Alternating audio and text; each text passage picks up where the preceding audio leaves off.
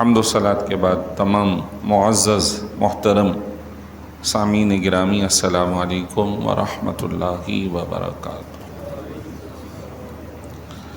الحمدللہ آج 9 ذی الحج یعنی یوم عرفہ ہمارے ملک پاکستان کی نسبت سے ہے، جبکہ آج مکۃ المکرمہ اور قرب و جوار کے علاقے میں 10 ذی الحج یعنی یوم عید الاضحیٰ یوم نحر وہاں پر ہو چکی ہے، اور الحمدللہ حجاج کرام نے گزشتہ کل حج کا رکن اعظم یعنی کہ وقوف عرفہ ادا کیا۔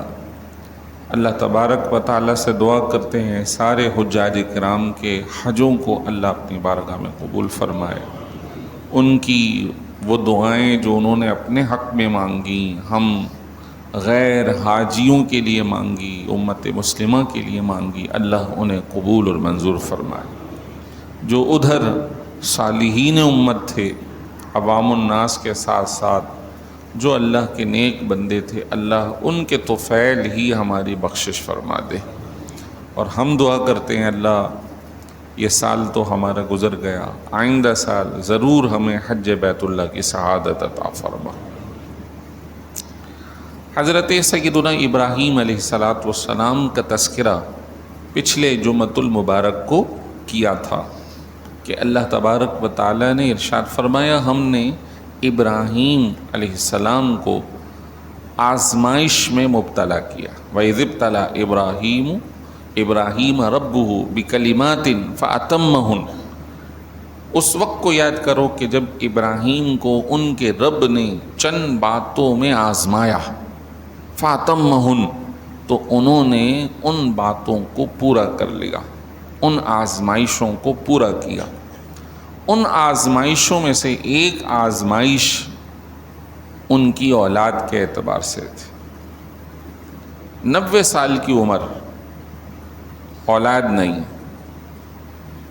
معزز محترم نبی ہیں، خلیل اللہ ہیں، اللہ کے دوست ہیں، نیک پارسا متقی ابو الانبیاء ہیں، بہت مہمان نواز، تہجد گزار، نیکوکار، لیکن اللہ کی طرف سے اولاد نہیں۔ تبلیغ دین فرماتے رہے قوم کو، بادشاہ وقت نمرود کو، اور لوگوں کو سمجھاتے رہے، تبلیغ دین کرتے رہے۔ آخر میں اپنی عرض اللہ کی بارگاہ میں پیش فرمائی، 90 سال کی عمر، رب ہب لی من الصالحین، اے اللہ تو مجھے صالح اولاد عطا فرما دے، صالح اولاد عطا فرما دے۔ حضرت ابراہیم علیہ السلام کی دعا 90 سال میں قبول ہوئی۔ تو جب ہم سورہ ہود 12واں پارہ پڑھتے ہیں تو اس کے اندر یہ کلمات ہمیں ملتے ہیں کہ جب حضرت ابراہیم علیہ السلام نے رب کی بارگاہ میں دعا کر لی تو کچھ فرشتے حضرت ابراہیم کے پاس ملنے آئے، اور وہ 2 مقصد سے آئے تھے، ایک ان کو اولاد کی بشارت دینے، اور ایک انہی کو ان کے بھتیجے لوط علیہ السلام کی قوم کو عذاب دینے۔ حضرت ابراہیم کے سگے بھائی کے بیٹے حضرت سیدنا لوط علیہ السلام تھے۔ جب ان فرشتوں نے ان کو بشارت دی تو خاتون یعنی اہلیہ محترمہ، آیت آتی ہے وَامْرَأَتُهُ قَائِمَةٌ فَضَحِكَتْ، ان کی اہلیہ کھڑی ہوئی تھیں، مسکرا گئیں، ہنس گئیں، فَبَشَّرْنَاهَا بِإِسْحَاقَ، ہم نے انہیں اسحاق کی بشارت دی، وَمِن وَرَاءِ اسحاق یعقوب، اور ہم نے انہیں اسحاق کے بعد یعقوب بھی بشارت دی۔ یہ ایک اولاد ہے، ایک اولاد یہ ہے جس کو حضرت اسحاق کہتے ہیں، اس وقت 90 سال کی عمر، اور اس وقت بھی تقریباً یہ عمر ہے، اور حضرت اسماعیل علیہ السلام حضرت اسحاق سے بڑے ہیں۔ تو اس وقت جب 90 سال کی عمر تھی، اسحاق علیہ السلام کے بشارت دی گئی تو قالت یا ویلتا اَأَلِدُ وَأَنَا عَجُوزٌ وَهَذَا بَالِي شَيْخًا، کہنے لگی ہائے تعجب، میرے یہاں بچے کی پیدائش ہوگی، میں تو بوڑھی ہوں اور یہ میرے شوہر خود بوڑھے بزرگوار شیخ ہیں۔ اِنَّ هَذَا لَشَيْءٌ عجیب، یہ تو عجیب معاملہ۔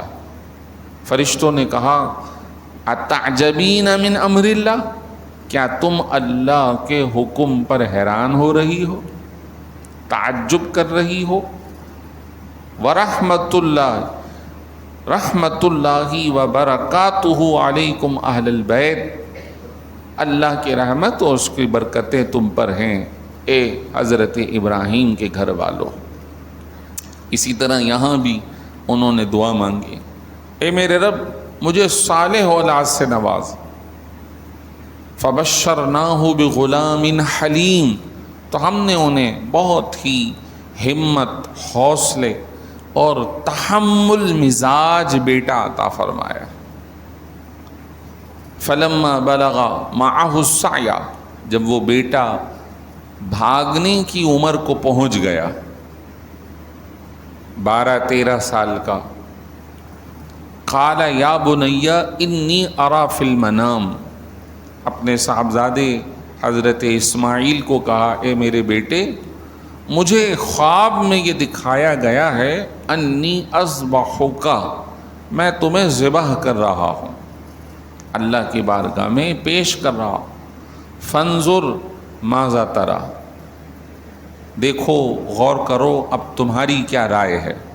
اب 12-13 سال کا جو لڑکپن کی عمر میں بچہ موجود ہے، جو صرف دوڑنے کی عمر کو پہنچا ہے، اس سے رائے مانگی جا رہی ہے، اور وہ بھی ماشاء اللہ نبی ابن نبی ہیں۔ قال، انہوں نے عرض کی یا ابتی، اے والد محترم، افعل ما تؤمر، جو اللہ کی طرف سے آپ کو حکم ہوا ہے وہ آپ کر دیجئے۔ ستجدنی انشاءاللہ من الصابرین، آپ مجھے انشاءاللہ صبر کرنے والوں میں سے پائیں گے۔ میں بے صبرہ نہیں ہوں، ہلوں گا نہیں، واویلا نہیں کروں گا، شور نہیں کروں گا، آپ مجھے اللہ کی راہ پر ذبح کر دیں۔ فلما اسلم، جب دونوں نے اپنے سر کو جھکا لیا اللہ کے حکم کے آگے، وَتَلَّهُ لِلْجَبِينِ، اور باپ نے بیٹے کو پیشانی کے بل زمین پہ لٹا دیا، یعنی ذبح، سلسلہ جاری۔ وَنَادَيْنَاهُ أَن يَا ابراہیم، تو ہم نے اس موقع پہ صدا دی، ندا لگائی، فرشتہ بھیجا، اے ابراہیم قد صدقت الرؤیا، آپ نے اپنا خواب سچا کر دکھایا۔ اِنَّا كَذَلِكَ نَجْزِي الْمُحْسِنِينَ، ہم اسی طرح نیک لوگوں کو بدلہ اور جزا دیتے ہیں۔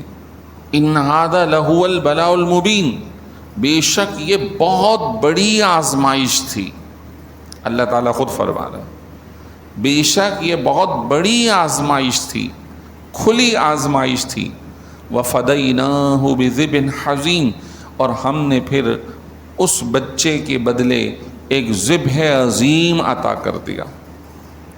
وَتَرَكْنَا عَلَيْهِ فِي الْآخِرِينَ، اور پھر ہم نے حضرت ابراہیم کی تعریفات کو، محبت کو آئندہ آنے والے لوگوں کے دلوں میں رکھ دیا۔ سلام علی ابراہیم، سلامتی ہو ابراہیم پر۔ کذالک نجزی المحسنین، ہم اسی طرح نیک لوگوں کو بدلہ دیتے ہیں۔ انہ من عبادنا المؤمنین، وہ ہمارے نیک ایمان رکھنے والے بندوں میں سے تھے۔ اب کیا حضرت اسماعیل علیہ السلام کو بنایا، سنوارا، جو تفسیر میں آتا ہے، اہلیہ کو کہا انہیں نہلا دہلا دو، انہیں اچھے کپڑے پہنا دو، اب میں انہیں اللہ کے حکم کے لیے لے کے جا رہا ہوں، ذبح کا تذکرہ نہیں فرمایا. باپ بیٹے کا تذکرہ ہو گیا، والدہ کو نہیں معلوم، حضرت بی بی ہاجرہ کو نہیں معلوم. وہاں سے جب وہ لے کے چل رہے ہیں تو شیطان آتا اور بی بی ہاجرہ کو کہتا ہے کہ تمہیں معلوم ہے کہ ابراہیم اسماعیل کو کہاں لے کے جا رہے؟ کہاں ذبح کرنے لے جا رہے؟ اور کیوں؟ بولے اللہ نے حکم دیا ہے. بولے اللہ نے حکم دیا ہے تو میں اس پہ راضی ہوں. ماں راضی ہے، بیٹا راضی ہے، باپ راضی ہے. اب درمیان میں جب مزید آگے بڑھے ہیں تو شیطان پھر وسوسہ ڈالتا ہے. کبھی اس سے پہلے اپنی اولاد کو ذبح کرنے کا کوئی حکم آیا ہے جو تم اپنے بیٹے کو ذبح کر رہے ہو؟ جیسے وہ سامنے آیا تو آپ نے پتھر اٹھائے اور اس کو مارے، پھر آگے چل دیے. پھر سامنے آ گیا، پھر وسوسہ ڈالتا ہے، پھر پتھر اٹھا کے مارا، دور ہو جا.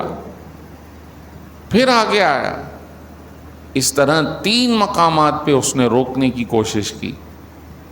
حضرت ابراہیم اسے پتھر مارتے بھگاتے.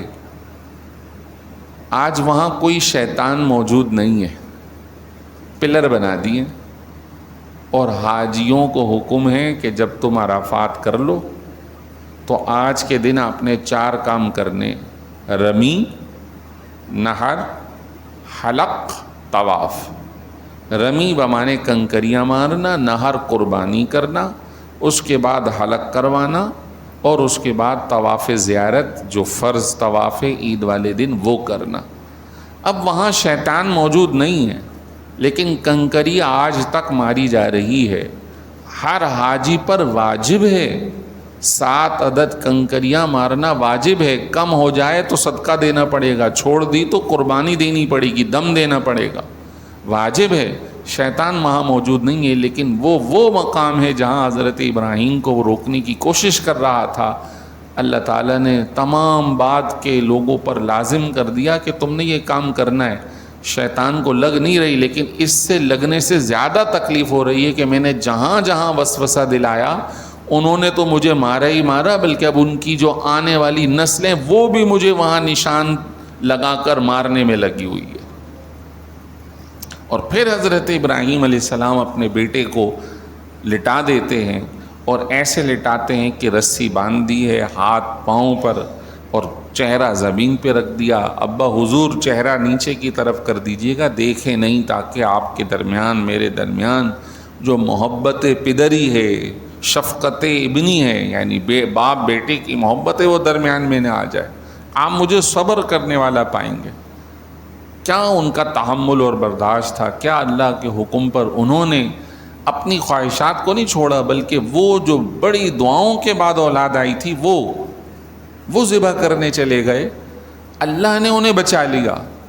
چھری ابھی چلنا شروع ہوئی ہے کہ حضرت جبریل امین جنت سے مینڈھا لاتے ہیں، حضرت اسماعیل کو ہٹاتے ہیں. وہ مینڈھا ادھر اس جگہ پر پہنچتا ہے اور ذبح ہو جاتا ہے. یہ سب کچھ وَفَدَيْنَاهُ بِذِبْحٍ عَظِيمٍ، ہم نے اس کے بدلے ایک ذبح عظیم فدیہ میں دے دیا. مینڈھا، دمبا، جنتی، اور وہ ذبح ہو گیا. جب چھری پھیر دی گئی تو دیکھا، آنکھیں کھولی ہیں تو پتہ چلا کہ وہاں اسماعیل علیہ السلام ذبح نہیں ہوئے بلکہ ایک مینڈھا ذبح ہو گیا، ایک دمبا ذبح ہو گیا. لیکن وہاں پہ وہ جو حکم پہ عمل درآمد تھا وہ اتنا ہوا کہ اللہ تعریف فرما رہا ہے، قد صدقت الرؤیا، اے ابراہیم آپ نے اپنے رؤیا خواب کو سچ کر دکھایا. اب خواب میں کسی کو کوئی چیز نظر آئے تو وہ حکم کیا وہ کرنا چاہیے، یہ ایک سوال پیدا ہو سکتا ہے. تو اس کا جواب یہ ہے کہ ہم پر یہ حکم لازم نہیں ہے.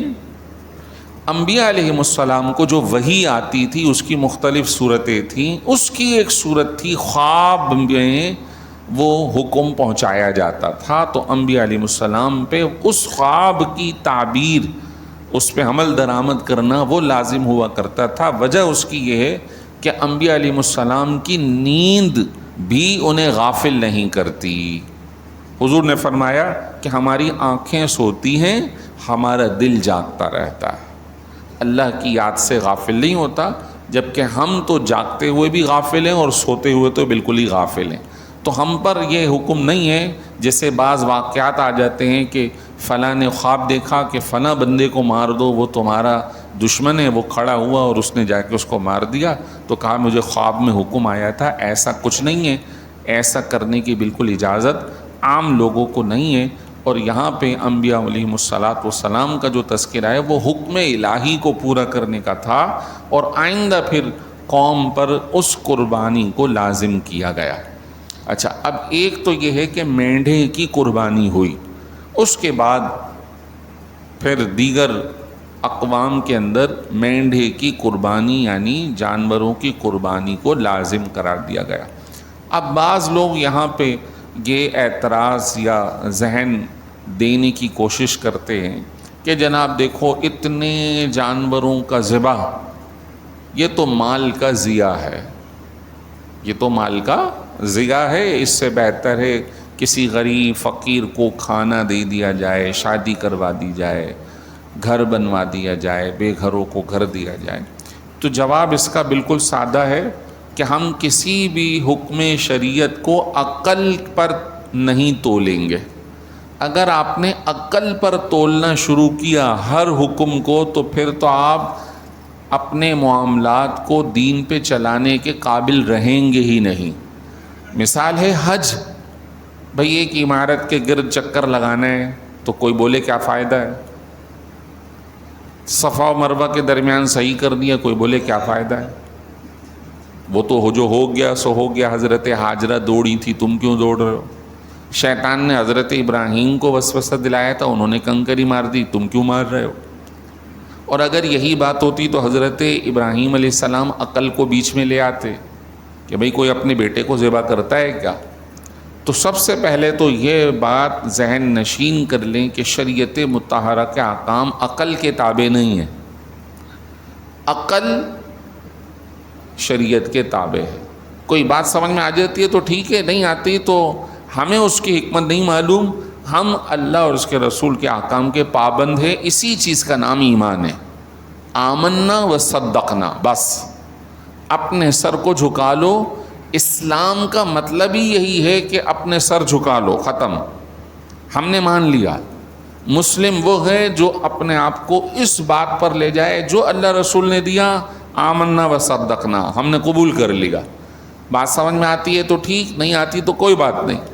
اب اس بات کا جواب، قربانی ہوتی ہے، سینکڑوں لاکھوں جانور ذبح ہوتے ہیں، یہ مال کا ضیاع نہیں ہے۔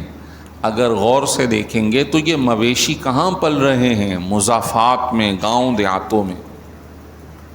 وہاں سے چلے تو جو شہر نہیں آ سکتا، اللہ نے گاؤں دیہات میں بیٹھے ہوئے شخص کو شہری مالدار لوگوں کی جیبوں سے پیسے نکلوا کے اس تک پہنچا دیا۔ چارہ کہاں اگ رہا ہے؟ شہر میں اگ رہا ہے۔ بھوسا کہاں بن رہا ہے؟ شہر میں ہو رہا ہے۔ مزدور کام کر رہے ہیں، وہ سارے مالدار ہیں۔ کسائی ہے، چوراہوں پر بک رہا ہے مال۔ اللہ تعالیٰ ادھر سے پیسہ نکال کے پورے معاشرے تک پہنچا رہا ہے، اور دور دراز تک۔ اور قربانی کرنے والا فرمایا 3 حصے کر لو، گوشت تم بھی کھاؤ، عزیزوں کو بھی کھلاؤ، غریبوں کو بھی دو۔ حج کی قربانی ہو رہی ہے، لاکھوں جانور ذبح ہو رہے ہیں، کتنے حاجی اپنا گوشت کھا رہے ہیں؟ ادھر ذبح ہوا جانور آگے، ذبح ہوا جانور آگے، حاجی اپنا کام کرنے میں مصروف ہے۔ وہ کہاں چلے گئے سارے جانور؟ وہ کہیں نہ کہیں معاشرے میں افراد کے پاس پہنچ گئے۔ تو یہ ایک جاہلانہ اعتراض ہے شریعت کے حکم پر۔ شریعت مطہرہ تو ایسے حکم دیتی ہے کہ جس کی وجہ سے پورے معاشرے میں ایک معاشی سرکل شروع ہو جاتا ہے، ایک سلسلہ اور نظام شروع ہو جاتا ہے، جس سے جو ویلتھ ہے وہ بڑی زبردست قسم سے ڈیوائیڈ ہو کر معاشرے کے ہر فرد تک، غریب تک پہنچ رہی ہوتی ہے۔ اس کے مقابلے میں جو سودی نظام ہے وہ ویلتھ ساری جمع ہو کر کسی امیر کے اکاؤنٹ میں جمع ہو رہی ہوتی ہے. شریعت اس سے منع کرتی ہے کہ تم امیر کو امیر کر رہے ہو، غریب کو غریب کر رہے ہو، سودی نظام کو رائج کیے ہو، یہ حرام ہے. لیکن یہ دنیا دار اس کو نہیں کہہ رہے ہوتے بلکہ دین کے حکم پر اعتراض کرتے ہوئے نظر آ رہے ہوتے ہیں. تو یہ ایک شیطانی اعتراض ہے. اب آئیے نبی رحمت سرکار دو عالم صلی اللہ علیہ وسلم کی ایک حدیث شریف سماعت کیجئے کہ ہم قربانی کریں یا نہ کریں، کریں تو پھر اس کا کیا حکم ہے. سبحان اللہ. حضرت محمد الرسول اللہ سرکار دو عالم صلی اللہ علیہ وسلم سے صحابہ کرام نے پوچھا ما ہذہ الاضاحی یا رسول اللہ. رسول کریم صلی اللہ علیہ وسلم یہ ارشاد فرمائیے یہ قربانی ہم کیوں کرتے ہیں؟ ارشاد فرمایا سنت ابیکم ابراہیم، یہ تمہارے جد اعلیٰ حضرت ابراہیم کی سنت ہے، اس وجہ سے ہم قربانی کرتے. صحابہ نے عرض کی فما لنا فیہا یا رسول اللہ، ہمیں اس میں کیا ملے گا اے اللہ کے رسول صلی اللہ علیہ وسلم؟ ارشاد فرمایا بکل شعرۃ حسنۃ، ہر بال کے بدلے اللہ خوب بڑی سی بڑی نیکی اور اجر عطا فرمائے گا. صحابہ نے عرض کی یا رسول اللہ فالصوف، اون تو بہت زیادہ ہوتے ہیں، آپ نے شعر کا لفظ استعمال کیا، اون کے بارے میں کیا حکم ہے؟ بال کے مقابلے میں اون. ارشاد فرمایا بکل شعرۃ من الصوف حسنۃ، ہر اون کے بال، اون کے بدلے بھی اللہ تعالیٰ زیادہ سے زیادہ اجر و ثواب عطا فرمائے گا. آپ صلی اللہ علیہ وسلم خصوصی طور پہ کانا یضحی بکبشین املحین موجعین، فرمایا کہ آپ صلی اللہ علیہ وسلم 2 مینڈھے ذبح کرتے تھے، چتکبرے ہوتے تھے. بعض روایتوں میں ان کا سر، ان کے پاؤں اور ان کے بیٹھنے کی جگہ یعنی پیٹ یہ سیاہ ہوا کرتا تھا، باقی سفید، جس کو ہم چتکبرا کہتے ہیں.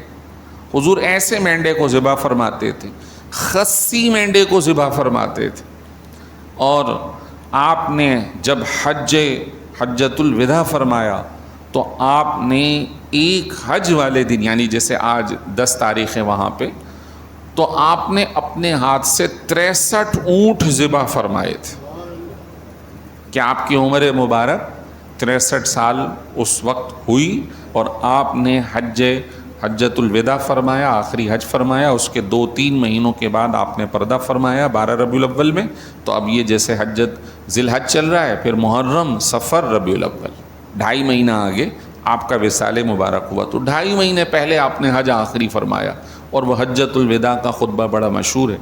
تو یہ آپ کے سامنے میں نے عرض کی. اور آخری حدیث شریف پیش کر کے ختم کر رہا ہوں. حضور نے فرمایا کہ ابن آدم کا یوم نحر میں کوئی بھی عمل اللہ کے نزدیک خون بہانے سے زیادہ پسندیدہ نہیں ہے. کل قیامت میں یہ جانور اپنے سینگ، اپنے بال، اپنے کھروں کے ساتھ آئے گا، اور خون اللہ کی بارگاہ میں زمین پر گرنے سے پہلے قبول ہو جاتا ہے. لہٰذا تم اپنی قربانی کو خوش دلی کے ساتھ کیا کرو. حدیث شریف بالکل واضح ہے. اللہ تبارک و تعالی ہمیں عمل کی توفیق عطا فرمائے، اور جو قربانی کر رہے ہیں اللہ سب کو مقبول قربانی کی سعادت عطا فرمائے. وآخر دعوانا ان الحمد للہ رب العالمین.